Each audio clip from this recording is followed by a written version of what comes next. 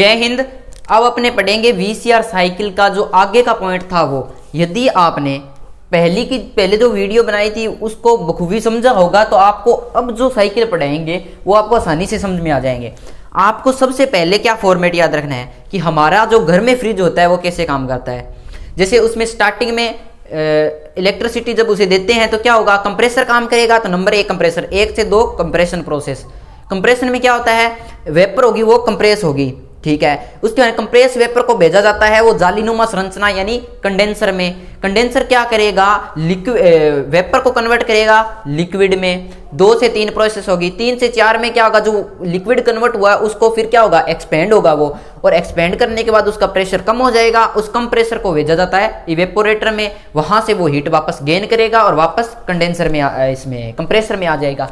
ये जो हमारी प्रोसेस है ये चलती है। तो अब इसने पूछा है कि output of compressor is super heated vapour, कि जो कंप्रेसर का आउटपुट है यानी 2 नंबर पॉइंट है वो यदि सुपर हीटेड रीजन में हो तो इसका हम टीएस डायग्राम कैसे बनाएंगे। टीएस डायग्राम सबसे पहले हम ये डोम बना लेंगे इस प्रकार से। अब देखो इसने कहा है super heated vapour 2 number point, तो सुपर हीटेड कौन सा रीजन होता है, देखो मैं आपको दोबारा बता देता हूं। ये हमारा होता है क्रिटिकल पॉइंट, ये जो लाइन है ये होती है सैचुरेटेड लिक्विड, यानी इस लाइन पे लिक्विड होता है, और यहां से यहां तक जो ये पूरी लाइन है इस लाइन पे हमारे पास होता है ड्राई सैचुरेटेड वेपर, यानी यहां पूर्णतः वेपर होता है।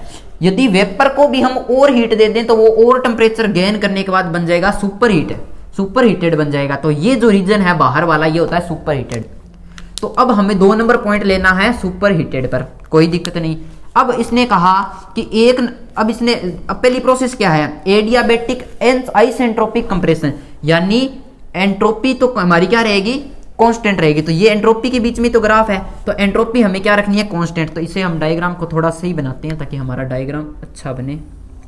इस प्रकार से बना लेते हैं। तो अब हमारा 2 नंबर पॉइंट है हमारा ये, ठीक है, और एंट्रोपी को कांस्टेंट रखना है तो 1 नंबर पॉइंट ये, और एंट्रोपी रही हमारी कांस्टेंट। एंट्रोपी कांस्टेंट है।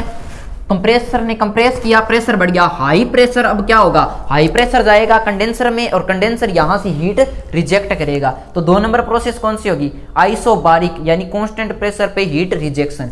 जब कांस्टेंट प्रेशर पे हीट रिजेक्शन की जाएगी तब क्या होगा, टेम्परेचर क्या, ये जब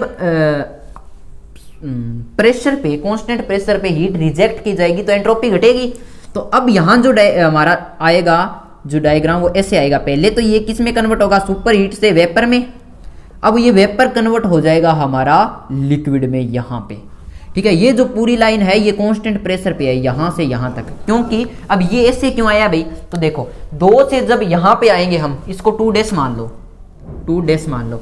जब 2 से 2 डैश पे आएंगे तो आप एक चीज देखो, कंडेंसर जो हमारा यहां पर कौन वर्क कर रहा था, कंप्रेसर, और ये 2 नंबर पॉइंट कौन सा है, कंडेंसर का इनलेट पॉइंट है जहां से इंटर करेगा।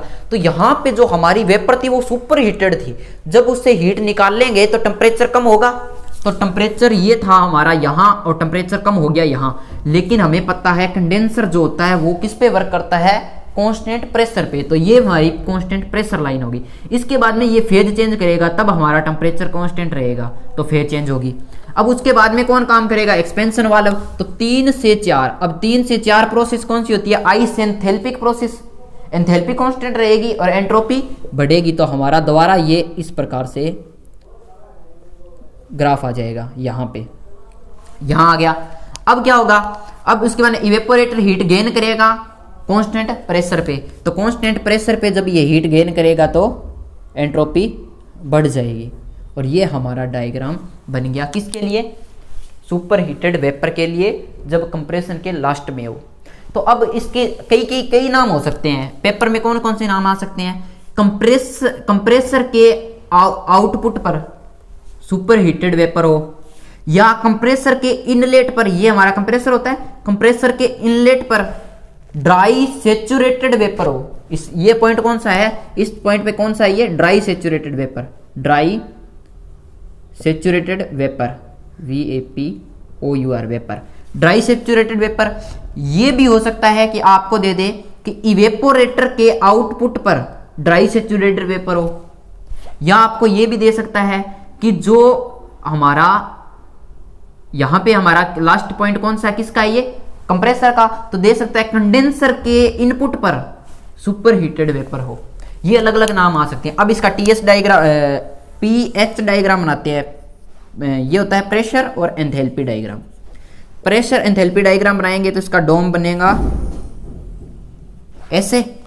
तो अब देखो, अब नंबर एक पॉइंट था हमारा यहां पे, ठीक है, और अब एक नंबर पॉइंट में क्या था, आइस एंट्रोपिक यानी एंट्रोपी कांस्टेंट।